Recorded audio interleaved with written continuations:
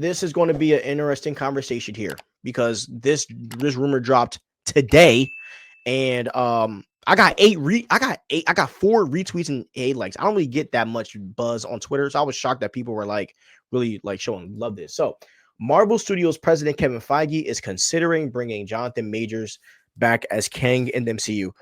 Now I think this is very interesting because obviously we can't confirm if a rumor is true or not, but I more so want to talk about the fan reception to this rumor.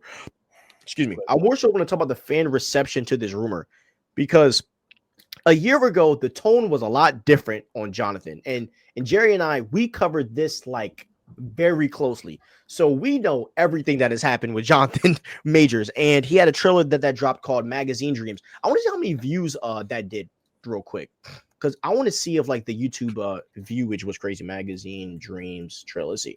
I love Jonathan Majors, man. Yeah, so it's called Magazine Dreams. It's about a bodybuilder. So it did. Oh, that's not good. It did 821,000. That's not good. But it did 821,000 views on YouTube. But it is coming from a small studio, so that might be big for them, to be honest. But the movie does look incredible. John that the Majors is in peak condition for that role also. So a lot of fans were giving a lot of positive reception to bringing Jonathan Majors back, and they're like, yo, we would love to have Kang the Conqueror back, but make it Jonathan.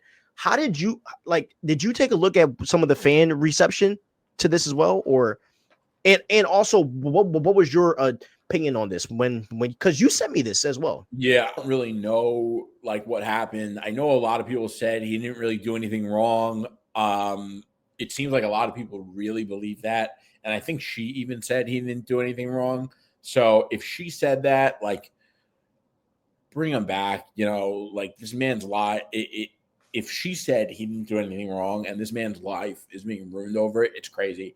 But I love Kang. I would like Jonathan Majors to play Kang again and get to see Kang. It sucks. Like Kang is one of my favorite villains. I think Jonathan Majors was incredible as Kang. And who else thought he was incredible as Kang? Marvel, because they wanted the whole saga to be around him. That I'm convinced Loki was partially made because of Kang.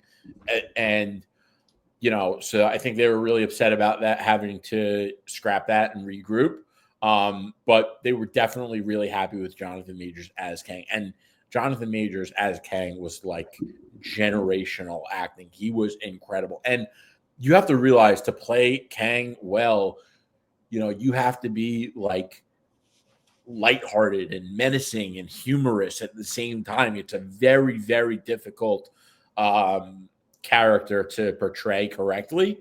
And Jonathan Majors was incredible. I think moral judgment aside, I would love to see Kang in the MCU again.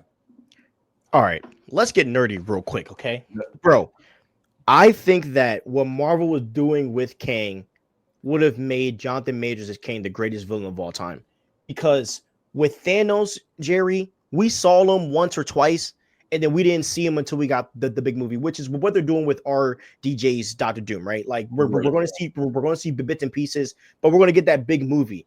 But what they were doing with Jonathan Majors, which I think was going to make him the greatest villain of all time, is that they were using the different versions to introduce different villains.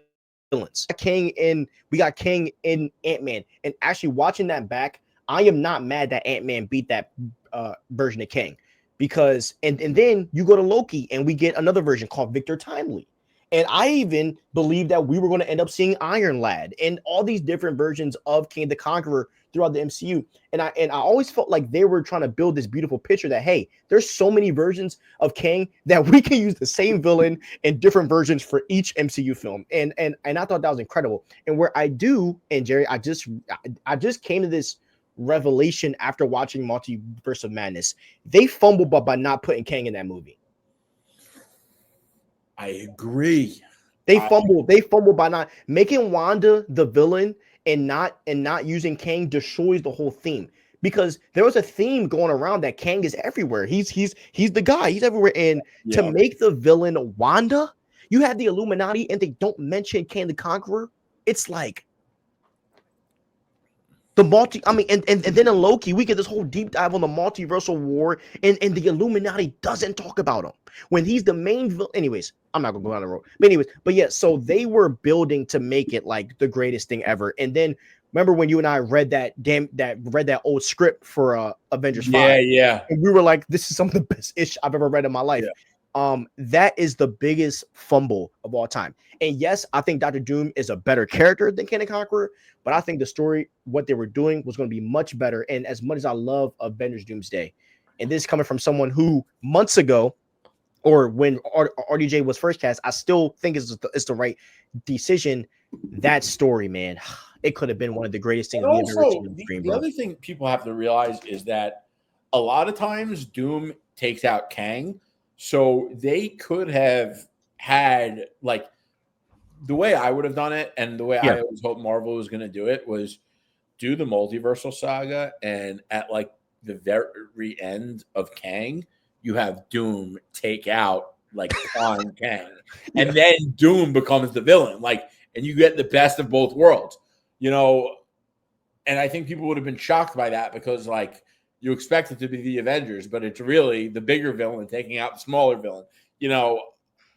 And I also think that a lot of the problems that we're having is that the multiversal saga was initially designed around Kang, and it started a little slow, but it was like, I also think people were too harsh on Quantumania. I love Quantumania. I thought fans weren't patient, bro. They weren't patient, and there were other bad decisions being made at the time that I think gave people a harsher lens on other things. So, like, you know, a lot of, like, when they made America Chavez the star of the Doctor Strange movie, and she was the one who saved the day at the end, like, that was a bad decision. And then people negatively judge other things based on not liking the decision. You become harsher on them, and it's a problem. You know, so listen, I think Jonathan Majors is great. The multiversal saga is obviously designed around Jonathan Majors' Kang, and now they're shifting. You know, that's why, like, they really need more Disney Plus shows that add connectivity and help drive the main story forward. Not random shows like, as much as I loved Echo, like, why? Why it's did not a direct tie-in, right? Exactly. And what was the purpose of She-Hulk? Like, we need shows like an Illuminati show, or, you know, a show that's like what Namor, help connect Namor to other characters, or like something that serves a purpose other than like, but we get things like She-Hulk. It's crazy. Yeah, bro. And like, why are people so hyped about the Fantastic Four? Because they know it's a direct tie-in to Avengers Doomsday. You know, like, they know that this movie is very important. Why are some people excited to see Brave New World? Because they know that this is like when Thunderbolt Ross says to Sam, let's restart the Avengers. That's what fans care about, bro. Like, those are when you say words to like those, and then you're hinting to, you know, multiversal thing, like, that's what matters. So yeah, man, Kang is the biggest fumblage. Not recasting T'Challa is number one, but number two is definitely Kang. You also have to remember, like, about, you know, Steve, you're really cooking right now. You've been on it tonight, bro. Like, but no, you're right. You know, when people hear things like, oh, let's start the Avengers team up again, you have to remember when the MCU first started and like a different character appeared in a movie, and like, or the post credit that you're like, oh, Mjolnir, Thor's hammer, like Thor's coming. People got so excited. That is what built hype around the MCU in the beginning. And we have to get back to that. I mean, when was the last time we even got a post credit that got people excited in that kind of way? You know, I think I would probably say the last time we got a post credit that got me excited, which is ironic because I hated the movie, but the Marvels, when Beast, you know, like things like that. But they're not leveraging their Disney Plus the way they should be, and it's disappointing. Yeah. Do you know a super dope edit I saw on TikTok like months ago? Basically, they reworked Doctor Strange, right? And basically, they made the ending when he first walks into the room with the Illuminati, and then all you see is the dark figures, and the screen just goes black. Oh man, that sounds sick. Yeah, yeah, and you see like the empty chairs. You know what I Right, mean? right. It's freaking awesome. That's incredible. And it's like those are what fans want. Like put the Illuminati at the end of Multiverse of Madness, make the screen go black, and then we get an Illuminati series. You know what I mean?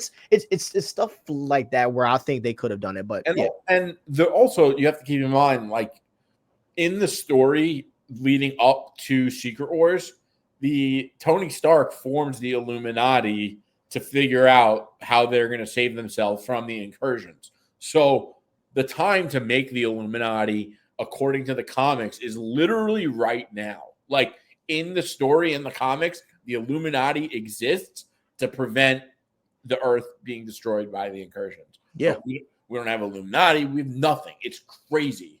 Yeah, unless we don't know. I'm kidding. Right? And we should know about that. You know what I'm saying? So yeah. If you had the chance to bring him back, you do it.